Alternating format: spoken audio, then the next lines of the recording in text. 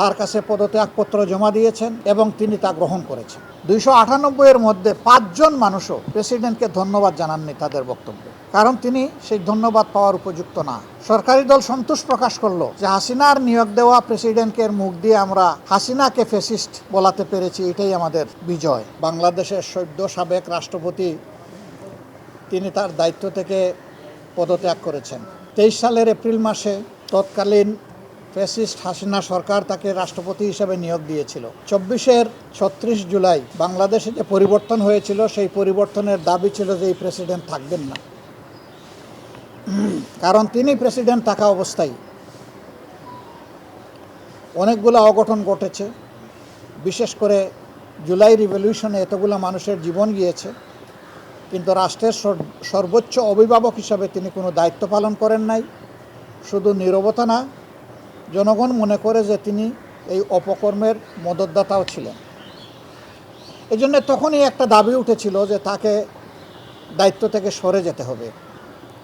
এমনকি যুবকদের একটা অংশ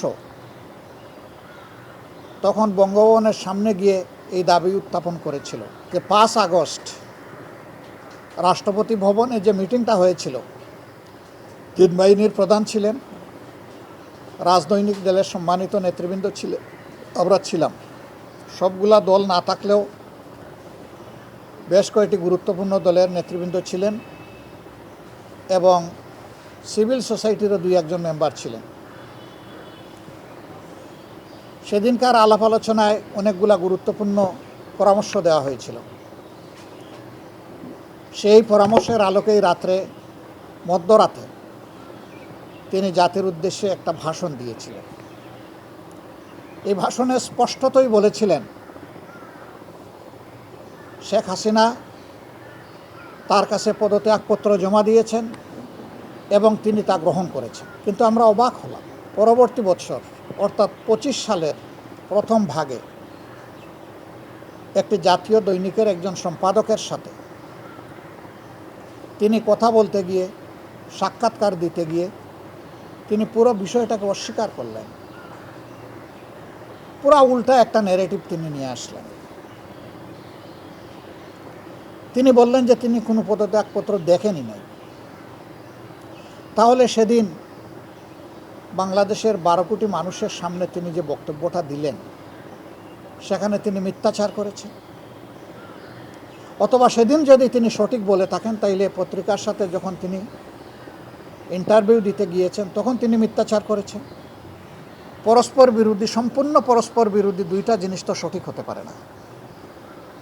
আমি সেই দিনই আমার প্রতিক্রিয়া ব্যক্ত করে বলেছিলাম যে দুইটার যে কোনো একটা মিথ্যা হবে। যদি একটাও মিথ্যা হয়, যে কোনো একটা, তাহলে প্রেসিডেন্ট তার শপথ ভঙ্গ করেছেন। রাষ্ট্রের সর্বোচ্চ মর্যাদার এই পজিশনে থেকে তিনি মিথ্যাচার করতে পারেন না। আমি বলেছিলাম যে তিনি এখন আর এই পদে থাকার নৈতিক অধিকার হারিয়েছেন। আমি বলেছিলাম তার জন্য উত্তম হবে নিজ থেকে সরে যাওয়া। তিনি যাননি, বর্তমান সরকারও তাকে সরায়নি, বরঞ্চ যে মানুষটা স্বৈরাচারের দূষর ছিলেন তাকে সরকার রেখে দিল এবং জোর করে তাকে দিয়েই জাতীয় সংসদের প্রথম অধিবেশনের উদ্বোধনী দিনে আমাদেরকে ভাষণ শোনানোর কসরত করা হলো। আমরা বিরোধী দল তার প্রতিবাদ করলাম। আমরা বললাম যে এমন কাউকে সংসদে ভাষণ দেওয়া ব্যবস্থা করা উচিত হবে না যিনি স্বৈরাচারের দূষর ছিলেন, যিনি গণহত্যার সাক্ষী নন, সহযোগী ছিলেন। কিন্তু সরকারি দল তাই করল। আমরা সংসদ থেকে ওয়াকআউট করলাম। আমরা ওয়াকআউট করে বের হয়ে আসলাম। তারা শুনলেন। তারপরে এই সংসদে আমরা অবাক হয়ে দেখলাম যে 300 সদস্যের মধ্যে, অবশ্য 300 তখন ছিলেন না, 298 ছিলেন, 298 এর মধ্যে 5 জন মানুষও প্রেসিডেন্টকে ধন্যবাদ জানাননি তাদের বক্তব্যে, কারণ তিনি সেই ধন্যবাদ পাওয়ার উপযুক্ত না। সরকারি দল সন্তোষ প্রকাশ করল যে হাসিনার নিয়োগ দেওয়া প্রেসিডেন্টের মুখ দিয়ে আমরা হাসিনাকে ফ্যাসিস্ট বলাতে পেরেছি, এটাই আমাদের বিজয়। জনগণ এটা পছন্দ করেন।